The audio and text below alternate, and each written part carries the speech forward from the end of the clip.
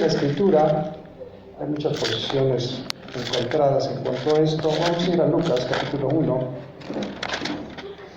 Ahora vamos a entender que el Evangelio de Lucas lo escribió precisamente Lucas, que era un médico, y es uno de los primeros historiadores bíblicos, ya que los demás evangelios fueron escritos por los recuerdos de aquellos que habían tenido comunión con Jesús, como Mateo, o en el caso de Marcos. Marcos era sobrino de Pedro, y todo lo que él escribió fue lo que escuchó cuando Pedro hablaba de su experiencia con Jesús, de lo que le había escuchado hablar, etc. Otro evangelio es el Evangelio según San Juan, que él habla de su propia experiencia con Jesús, pero no tienen como propósito organizar en una forma adecuada los acontecimientos que sucedieron en la vida de Jesús. Sin embargo, Lucas no, Lucas lo narra en una forma diferente. Vamos a ir a Lucas 1, verso 1, dice: puesto que ya muchos han tratado de poner en orden la historia de las cosas que entre nosotros han sido ciertísimas, o sea, en este momento de la historia de la iglesia, ya muchos habían tratado de organizar cronológicamente los acontecimientos en la vida de Jesús. Así que este es también un esfuerzo de Lucas, que era compañero de Pablo, y dice: tal como nos lo enseñaron los que desde el principio lo vieron con sus ojos y fueron ministros de la palabra. Me ha parecido también a mí, después de haber investigado con diligencia. ¿Qué da a entender esto? Que no solamente escribió lo que escuchó, sino que hizo una investigación, pero una investigación a fondo, profunda, con diligencia. Todas las cosas desde su origen, escribiéndotelas por orden, oh excelentísimo Teófilo. Este Teófilo es un personaje que hay muchas preguntas en cuanto a quién era este Teófilo que le escribieron el Evangelio para que él fuera instruido en la palabra de Dios. Pero aparte de quién haya sido el personaje, está conformada esta palabra, este nombre de Teófilo, por dos palabras griegas, que una es el amor y la otra es Dios. Entonces, ¿el que ama a quién? A Dios. Para que conozcas bien la verdad de las cosas en las cuales has sido instruido. Es importante que nosotros conozcamos bien aquellas cosas en las cuales nos han enseñado.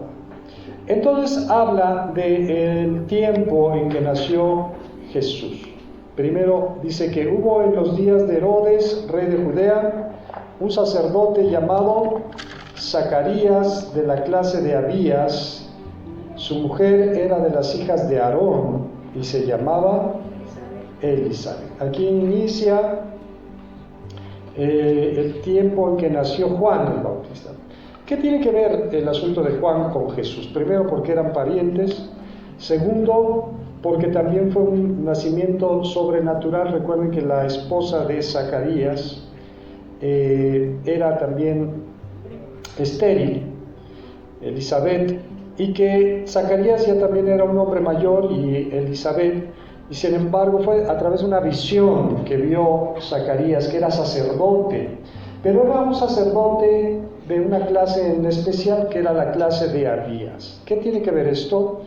Recuerden que en el Antiguo Testamento, después de David, se da a entender que había un orden de servicio entre los sacerdotes dependiendo de su familia, y que se repartieron esas funciones en una forma de suerte, y a cada familia le tocaba en cierto año, en cierta temporada del año, participar en las actividades religiosas en el templo.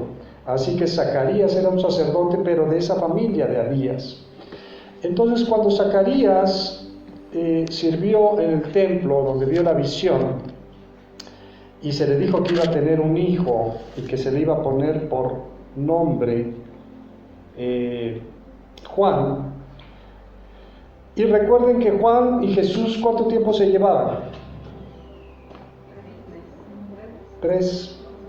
Una vez que María tenía 3 meses de embarazo, fue a ver a su prima Elizabeth. Dice que ella ya tenía ¿cuántos? 6 meses de embarazo.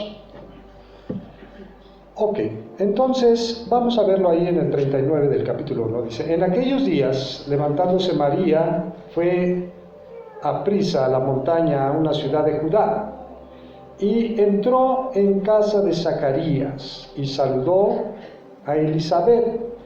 Y aconteció que cuando oyó Elizabeth la salutación de María, la criatura saltó en su vientre, y Elizabeth fue llena de ¿qué? Primero, Elizabeth no sabía que María estaba ¿qué? Después, pues menos sabía la historia de ese embarazo. Pero fue a través de la revelación ¿de quién? Del Espíritu Santo, que Elizabeth pronuncia estas palabras. Dice: y exclamó a gran voz y dijo: bendita tú entre las mujeres y bendito el fruto de tu vientre. ¿Por qué se me concede esto a mí, que la madre de mi Señor venga a mí? Porque tan pronto como llegó la voz de tu salutación a mis oídos, la criatura saltó de alegría en mi vientre. Bienaventurada la que creyó, porque se cumplirá lo que le fue dicho de parte de ¿quién? Y entonces todo es toda una revelación de Elizabeth, estas palabras que le dirige a María. Y adelante vemos el nacimiento de Juan el Bautista, pero vamos a ir al capítulo 2. Dice: aconteció en aquellos días que se promulgó un edicto de parte de Augusto César, que todo el mundo fuese empadronado, censado. Para este entonces, vamos a entender el contexto social y político que había en Israel. Ellos estaban bajo el dominio del imperio romano, y los emperadores romanos regularmente censaban al pueblo, pero con fines de los impuestos. La gente quedaba registrada, sabían a qué se dedicaban, etcétera, etcétera, y sabían cuánto tenían que pagar de qué, de impuestos. Ahora, en diciembre en Israel es la época de lluvias, pero son lluvias, época de lluvia fría en Israel. Entonces es poco probable, casi improbable, que de por sí los romanos no eran bien vistos por quienes, por los pueblos a los que estaban subyugando, pues iban a caerles mucho más mal si en esta época del año hicieran un ¿qué? El censo se practicaba de la siguiente manera: todas las personas tenían que ir a la ciudad de donde provenía la familia para ser censados. Entonces José y María tenían que trasladarse ¿a dónde? A Belén para ser censados. Y ellos vivían en otro lugar. Eso iba a causar que el tráfico de personas fuera muy alto en ese momento en que fue promulgado este censo. Así que lo más probable es que el censo haya sido ya sea en primavera o en verano, para que la gente pudiera trasladarse sin más inconvenientes. Y habla de que hubo varios censos, porque dice en el verso 2: este primer censo se hizo siendo Cirenio gobernador de Siria, e iban todos para ser empadronados, cada uno a su ciudad. Y José subió de Galilea, de la ciudad de Nazaret, a Judea. José vivía ¿en dónde? Nazaret. Si ustedes ven sus mapas en su Biblia, en la parte posterior, o si después analiza un mapa de Tierra Santa, verá que Nazaret está muy al norte de Judá. Entonces tuvieron que caminar bastante tiempo. Por eso es que lo más seguro es que María iba montada en un burrito para llegar hasta Belén, por cuanto era la casa y de la familia ¿de quién? De David. Y David era de la ciudad de Belén. ¿Con qué propósito iban ellos dos? Para ser empadronados con María, su mujer, desposada con él, la cual estaba encinta. Aconteció que estando ellos ahí, se cumplieron los días de su alumbramiento. No dice cuánto tiempo estuvo José y María en Belén. Lo que dice aquí es que estando ya ellos en la ciudad de Belén, se cumplieron el término de gestación de María y estaba a punto de dar a luz. Dice, y dio a luz a su hijo primogénito, y lo envolvió en pañales, y lo acostó en un pesebre, porque no había lugar para ellos. ¿En dónde? Pues como había mucho flujo de personas, por eso los lugares donde la gente se hospedaba estaban llenos, y alguien se compadeció de ellos y les ofreció el lugar donde guardaban a los animales. Dice que José limpió el pesebre, que es donde comen los animales, pusieron unos lienzos ahí, lo envolvieron al niño en pañales y lo acostaron como si fuera una cunita. ¿En dónde? En el pesebre, porque no había para ellos lugar en el mesón. Había pastores en la misma región que velaban y guardaban las vigilias de la noche sobre su rebaño. Otra costumbre que tenían los pastores es que ellos salían a pastorear y se podían quedar con el rebaño en el campo, no había ningún problema, pero en época de lluvias no, porque ¿qué les pasa a las ovejas cuando se mojan? Se enferman. Pero no solamente se enferman, sino que usted moje un vellón. Por ejemplo, las ovejas pueden nadar, pero si se meten a un río, lo más probable es que se ahogue, no porque no sepan nadar, sino porque le pesa mucho cuando la lana. Pero entonces, ¿dónde vienen las posadas? Y la hermana luego la preocupación. Oh, si no posa. Viene, las posadas fue un asunto teatral que los evangelistas católicos hacían para evangelizar a su manera a las personas, ¿no? Y entonces las posadas eran representando ese camino de José y de María, ¿no? Buscando dónde quedarse. Nadie les daba lugar y pasaban a otro lugar, estaba lleno, y pasaban a otro lugar y les decían no tengo lugar, hasta que entren santos peregrinos, ¿no?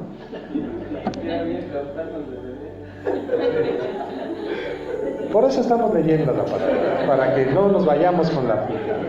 Entonces, ¿y el rey David sí cantaba las mañanitas? Bueno, entonces los pastores sí estaban en el campo. Entonces quiere decir que no era tampoco tiempo de qué, porque en época de lluvias los pastores resguardaban las ovejas en cuevas o en lugares cubiertos para que no se mojaran. Pero los pastores estaban en el campo con las ovejas velando, o sea, en la noche, y guardaban las vigilias de la noche sobre su rebaño. Y aquí se les presentó un ángel del Señor, y la gloria del Señor los rodeó de resplandor, y ¿qué tuvieron?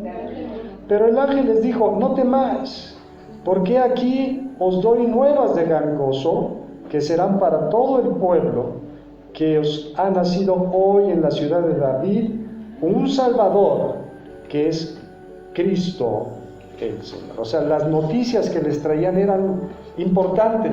Había nacido ¿quién? El Salvador en la ciudad de David. ¿Por qué revelarle esto a unos pastores? ¿Por qué no se presentó el ángel con los sacerdotes en el templo, con los levitas o con Herodes, ¿no? Pero vamos a ver, Herodes no tenía nada que ver con quién, con Dios, ni con el pueblo de Israel. Herodes era un rey idumeo, o sea, extranjero, ni siquiera era israelita, había sido impuesto por Roma sobre los judíos. Y entonces era una señal de Dios para los pastores, porque la noticia era para todo el mundo, independientemente de su situación o su clase social. Y en el versículo 12 dice: esto será por señal, hallaréis al niño envuelto en pañales, acostado ¿en dónde? O sea, ellos podían haber preguntado, bueno, en la ciudad de David es Belén, pero para ese entonces Belén era una ciudad mediana de Israel. Pero ¿cómo le iba a decir no había GPS para decirle, mándale la ubicación, ¿no?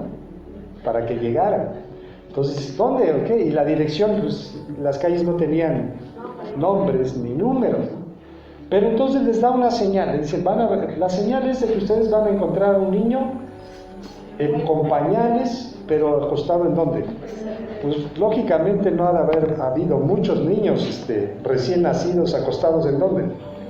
En un pesebre. De ahí viene el nacimiento, hermana, que se pone abajo del árbol de Navidad. Ahorita vamos a ver todo eso. Ahora, lo importante de esto es lo siguiente, ¿va? Porque aparentemente uno diría, hay un debate, ¿no? Y no vamos a entrar en eso, que si los que lo celebran, los que no lo celebran, los que lo celebran se aferran y dicen, no, sí, porque es algo importante, y porque los que no lo celebran van desde una corriente moderada hasta los extremos, ¿no? Que dicen quien celebra la Navidad está en pecado, ¿no? Y se va a ir al infierno. Pero vamos a entender qué es lo que nos enseña aquí la Escritura, ¿no? Les da este mensaje a los pastores. Dice en el verso 13: y repentinamente apareció con el ángel una multitud de las huestes que alababan a Dios y decían, o sea, una revelación a estos pastores, como a Esteban, que dice, veo los cielos ¿qué? Abiertos, y al Hijo del Hombre sentado a la diestra ¿de quién? Del Padre. Entonces estos pastores vieron una revelación, de momento se dieron cuenta que no estaban solos, sino que estaban rodeados ¿de qué? Y que los ángeles ¿qué hacen? ¿Alaban a quién? A Dios. Es lo que mucha gente dice, no, sí, vamos a celebrar la Navidad, pero la gente no está consciente ni siquiera de quién. De Dios. Y Dios está tan lejos de su idea. Para ellos es la cena con familia, y aunque hay muchas representaciones del niño Dios y del nacimiento, su mente no alcanza a comprender que la verdad del Evangelio. Entonces vamos a continuar. Dice, gloria a Dios en las alturas y en la tierra paz, buena voluntad para con los hombres.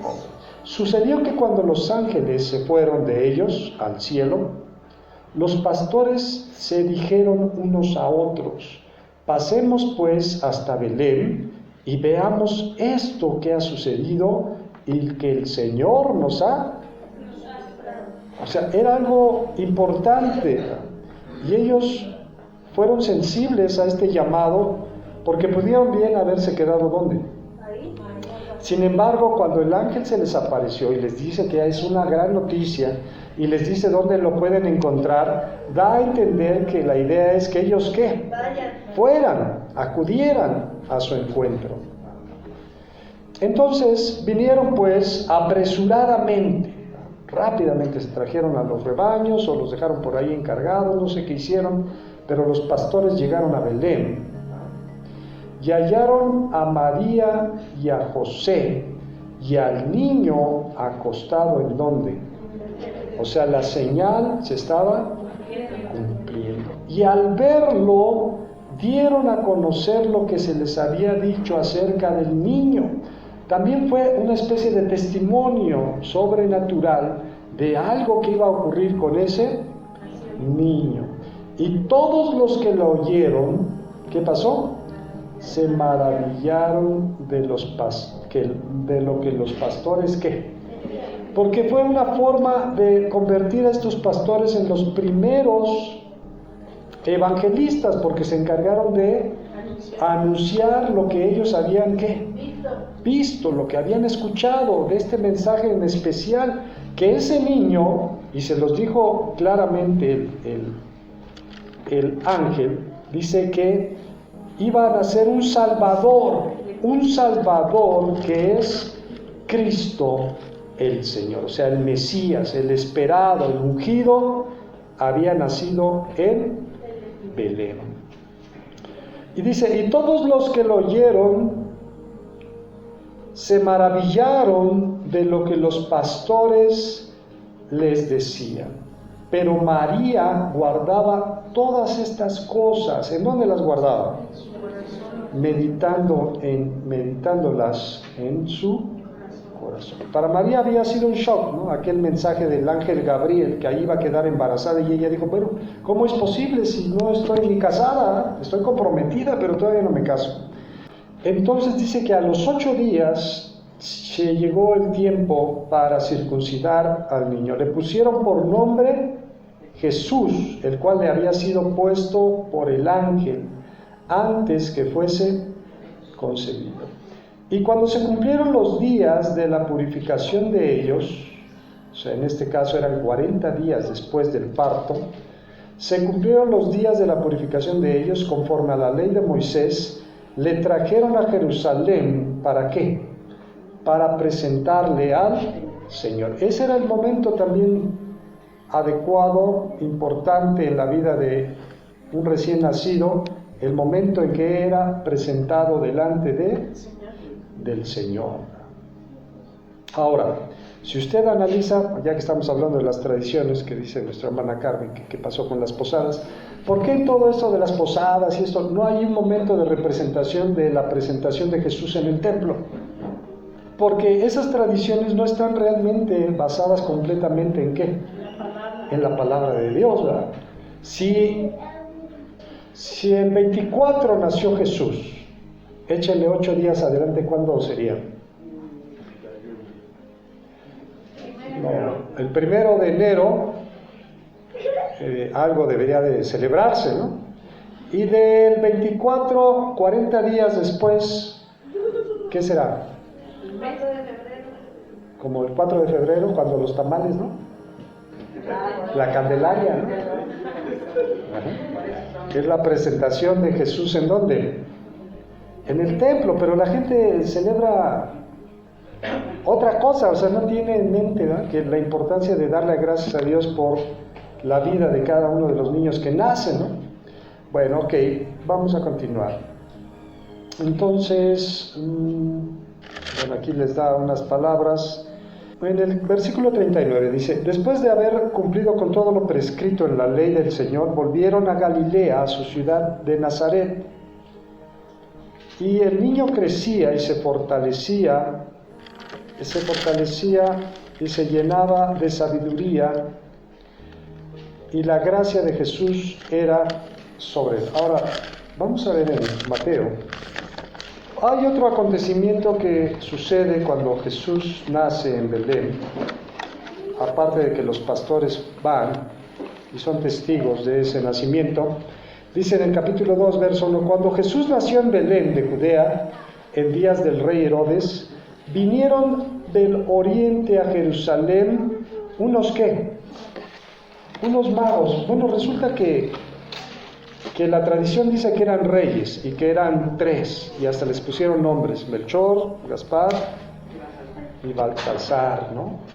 Pero aquí no dice primero que ni eran reyes y no dice que eran magos. Bueno, dice que eran magos. Ahora, la palabra mago en griego da a entender a una persona sabia, a un erudito, a alguien con sabiduría, ¿no? Que no sacaban conejos del sombrero, ¿verdad?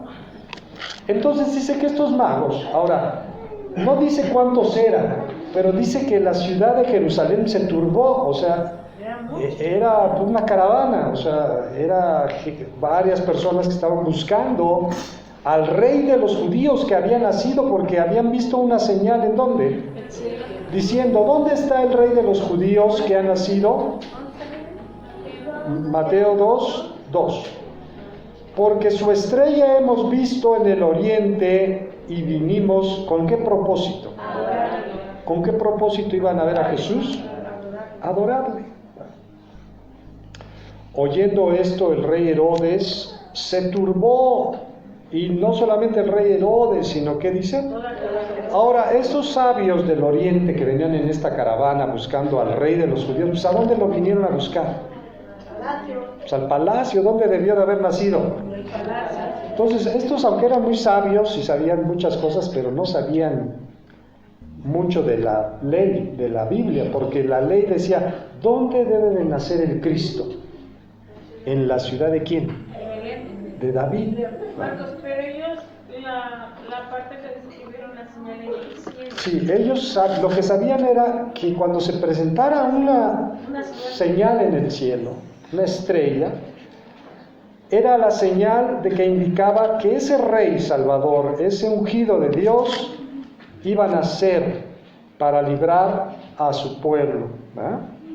Eso es lo que ellos sabían, por eso fueron a Jerusalén a buscar al niño.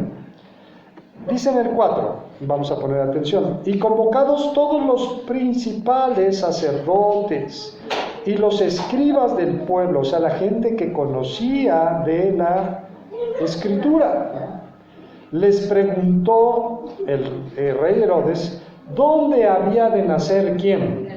El Cristo. Ellos le dijeron, en Belén de Judá, porque así está escrito por el profeta, y tú, Belén, de la tierra de Judá, no eres la más pequeña entre los príncipes de Judá, porque de ti saldrá un guiador que apacentará a mi pueblo Israel. Entonces, Herodes investigó dónde tenía que nacer quién. No lo sabían los magos únicamente sabían que la señal se había presentado en el cielo. Y entonces es Herodes el que manda a los magos ¿a dónde? A Belén. Entonces Herodes, llamando en secreto a los magos, indagó de ellos diligentemente el tiempo de la aparición de la estrella, y enviándolos a Belén dijo, id allá y averiguad con diligencia acerca del niño, y cuando le halléis, hacedmelo saber para que yo también vaya. ¿Y qué? Bueno, Herodes era un hipócrita, ¿no? Porque pues era la competencia. Oye, pues si él era el rey, ¿no? Y ahora le decían que había nacido ¿quién? El rey. Pues, ¿cómo está eso, no? Él pensaba que sus hijos iban a quedarse ¿en dónde? En el trono. Entonces había que deshacerse de ese rey que había nacido. Ellos, habiendo oído al rey, se fueron, y aquí la estrella que habían visto en el oriente, ahora resulta que esa estrella se movía, porque dice que iba delante de quienes, hasta que llegando se detuvo sobre donde estaba el niño. Al ver la estrella se regocijaron con muy grande gozo. Sí, la estrella no estaba en la punta del árbol, no estaba allí, ¿no? La estrella se detuvo donde estaba ¿quién? Jesús. Y al entrar en casa, vieron al niño con su madre María, y postrándose, ¿qué? Ahora, esto ya fue varios días después, ¿no? Y ellos ya no lo vieron en el pesebre ni en el lugar donde estaban los animales, ya estaban en una ¿qué? En una casa, ¿eh? Y entonces entraron los magos y le presentaron adoración a Jesús. Entonces, estos días, si la gente celebra esto, pues debería ser un tiempo de adorar ¿a quién?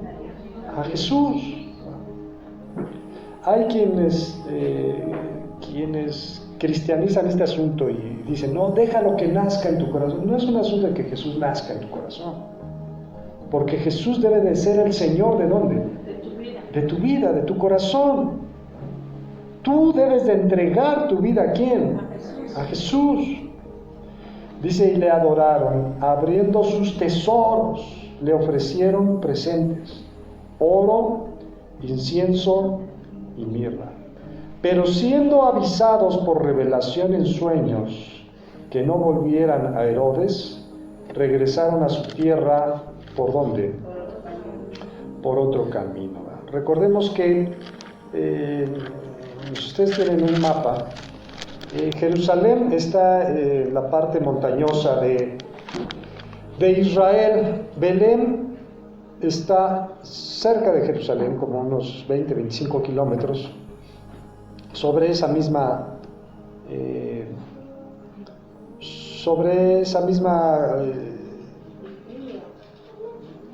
montañosa, cordillera montañosa.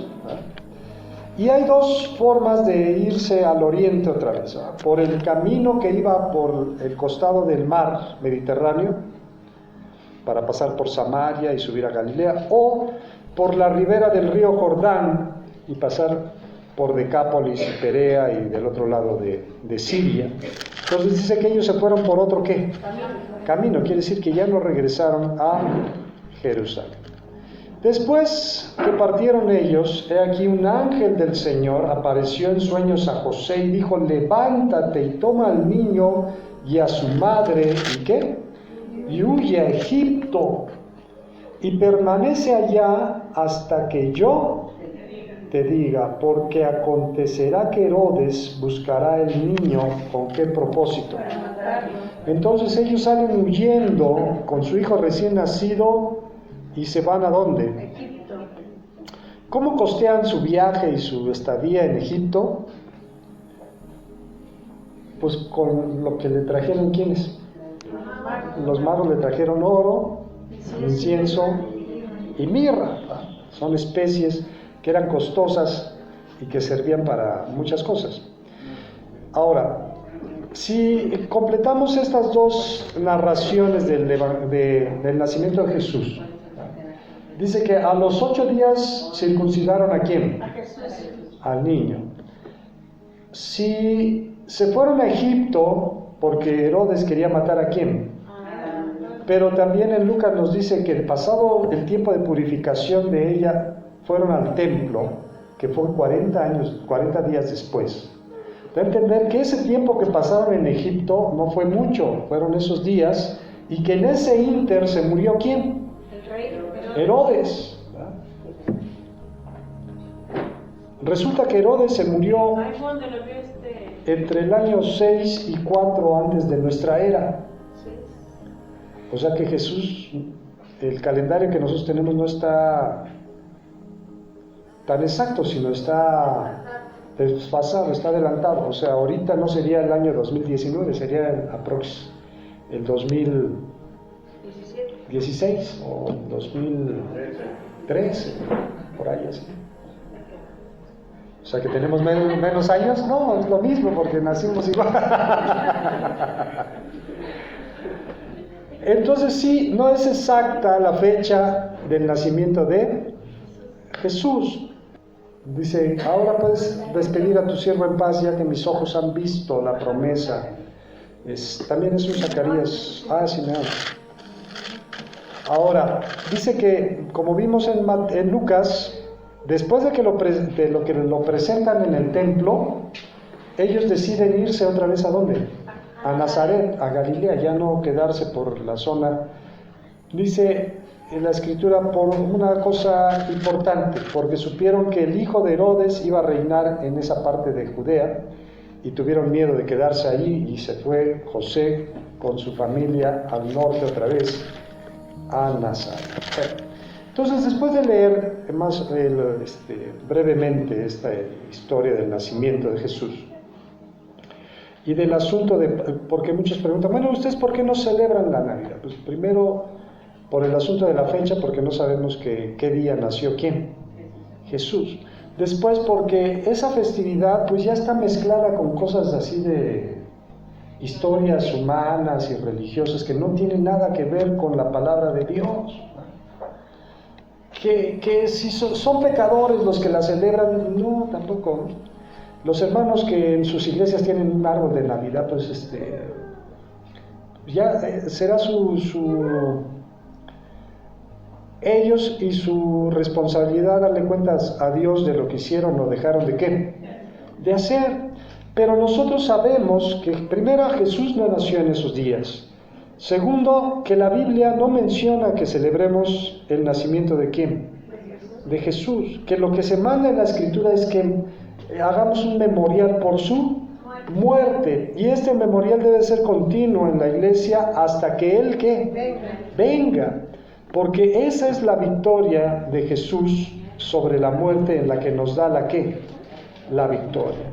Entonces, este tiempo, pues uno es respetuoso también por quien lo quiere celebrar o como lo quieran celebrar, pero yo les digo a los hermanos que me preguntan que quieren celebrar la Navidad, hermano, pues si lo quieres celebrar, hazlo como lo dice la Escritura. Y ahí los pongo en aprietos porque, bueno, ¿cómo dice la Escritura? Pues no dice la Escritura, ¿verdad? ¿Por qué vas a poner un árbol? La Biblia no habla de qué, de árbol, no habla de nada. Si quieres invitar al ponche, pues con mucho gusto, vamos, ¿verdad? Pero la Escritura no habla de esa celebración que la gente tiene religiosa, ¿no? Entonces hay un debate donde se dice si la celebración de la Navidad es una festividad pagana o cristiana. Y muchos defienden diciendo que es cristiana porque su origen es ¿quién? Cristo. Y otros dicen que es pagana e incluso hasta hablan de lo que estábamos oyendo ese día, ¿cómo se llamaba, Doris? De Nimrod y unas historias así dramáticas, ¿no? Aparentemente, cuando empezó a salir, salió como de la Biblia. Uh-huh. Pero porque empieza a hablar de la maldición cuando maldijo a Canaán. Uh-huh. Noé maldice a Canaán y habla de esa maldición, pero ya cuando Canaán se casa con la no sé quién, y digo, Marcos, es que eso no es cierto, ¿no? Aparentemente lo sacaron todos los mensajes de la Biblia, que lo fueron desvirtuando y buscando y que le digo, Marcos, es que... Ahora, sí hubo una corrupción, porque en los primeros años de la iglesia no se menciona ni hay registro alguno de que celebraran el nacimiento de Jesús. Pero ¿qué pasó cuando la iglesia se empezó a vincular con el Estado romano y se fue amoldando y asimilando, acomodando? Realmente lo que hizo lo que hizo Constantino fue establecer una iglesia que no era la iglesia, sino una iglesia a modo que aparentaba ser cristiana, pero que no lo no lo era. De ahí vienen todos los ritos romanos, y bien está dicho ese asunto de la iglesia católica, apostólica, ¿y qué? Porque tiene el rito ¿qué? Romano. ¿Y qué quiere decir el rito romano? Que las costumbres romanas de su religión y de sus... Por ejemplo, en Roma había un templo que se llamaba el Panteón. Bueno, hoy sabemos que el Panteón, ¿qué es? El panteón es a donde vamos a dejar los restos de las personas que fallecen. Pero no, ese panteón era una cúpula con muchos nichos. El panteón era todo el conjunto de dioses y diosas romanos, ¿verdad? Cuando se creó esa iglesia mezclada entre el Estado y aparentemente cristiana, que no lo era, ese panteón se convirtió, esos ídolos se convirtieron en todos los santos. Pero ¿qué hacer con las diosas? ¿Se convirtieron en qué? En las vírgenes, ¿verdad? Entonces ahora eran los santos y eran las vírgenes. Incluso en una iglesia, que era un templo antes de Zeus, que ahora era aparentemente una iglesia, dejaron al mismo Zeus, ¿verdad? Ahí nada más lo adornaron y ahora ya no era Zeus, ahora era la Basílica de San Pedro, ¿verdad? El Zeus ahora se convirtió en ¿quién? En Pedro. Entonces así fueron, y es lo que ha hecho la Iglesia Católica desde que inició, desde que la formaron. La idea es hacer un sincretismo para mantenerse y para asimilar todas las prácticas religiosas de los demás y ir manteniendo a la gente en el engaño. Realmente es una estrategia de ¿quién? Usted nótelo, por ejemplo, muchos de nosotros, si nos podemos acordar, en mi niñez, cuando todavía éramos católicos, pues la misa era la misa. Y la misa uno iba y la misa dura 15 minutos, ¿verdad? Y ya se dan la paz y cada quien ¿a qué? A su casa. Pero hoy en las iglesias católicas, no, pues también se canta la banda y las mismas que cantamos, ¿no? Y hasta a veces se las echan mejores, ¿no? Y cantan esa de la montaña se moverá y tu casa no sé qué, y ajá, esa también. El hermano nos decía que lo invitaron a unas pláticas para católicos, ¿no? Y que se pone más ambiente, ¿no? Más que... Entonces, ¿qué han hecho? Ellos han asimilado, ¿no? Porque dijeron, bueno, pues ¿por qué se va la gente? La gente le gusta cantar. Ah, pues aquí también vamos a qué. Ah, pues vamos a hacer lo mismo. ¿Por qué? Sí, bueno, pero por más que le estudian, no le qué. No le entienden, ¿no? ¿Por qué el mito guadalupano de hacer una basílica en ese lugar? En ese lugar se adoraba a una diosa azteca que se llamaba Tonantzin, y que todos los indígenas iban a adorar en ese lugar. Entonces, regularmente donde había pirámides, los españoles las taparon y pusieron arriba una ¿qué? Y donde no pudieron, pues la ponían a un ladito. Está como en el Templo Mayor, ¿no? No podían rellenar ese lugar y poner una iglesia arriba. ¿Qué hicieron? Desbarataron las pirámides y con las piedras hicieron la catedral que está en el Zócalo. Entonces era la estrategia de la Iglesia Católica para obligar a los indígenas a adorar lo que ellos querían que adoraran, ¿no? Hay por ahí una publicación que subí de el mito guadalupano, ¿no?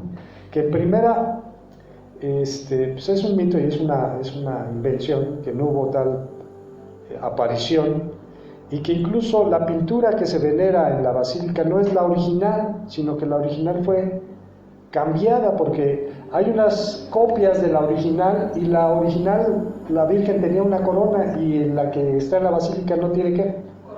No tiene nada. Incluso la pintura está firmada por el que la pintó, el indio Marcos de Aquino, ¿no? Y entonces bueno, dice, ya no hay peor ciego que el que no ¿qué? Y estos días son días de peregrinación. Tiene un trasfondo espiritual todo eso, asunto de una maldición generacional que hay sobre estas tierras también y que se ha mantenido, ¿no? Y que la gente está esclavizada en esa ceguera religiosa y no quiere darse cuenta de que lo que adora es un ídolo que no tiene poder. Pero detrás de ese ídolo que no tiene poder hay una potestad y un gobernador de las tinieblas que ha mantenido a esa gente ¿en dónde? Esclavos, en la ignorancia y en el engaño. Pero es ahí donde resalta nuestra labor, porque dice la Escritura que nosotros somos la luz. ¿De dónde? Sí, no es un asunto de irse a pelear y de irles a decir y andar en la calle quemando o rompiendo estatuas de la guadalupana, no.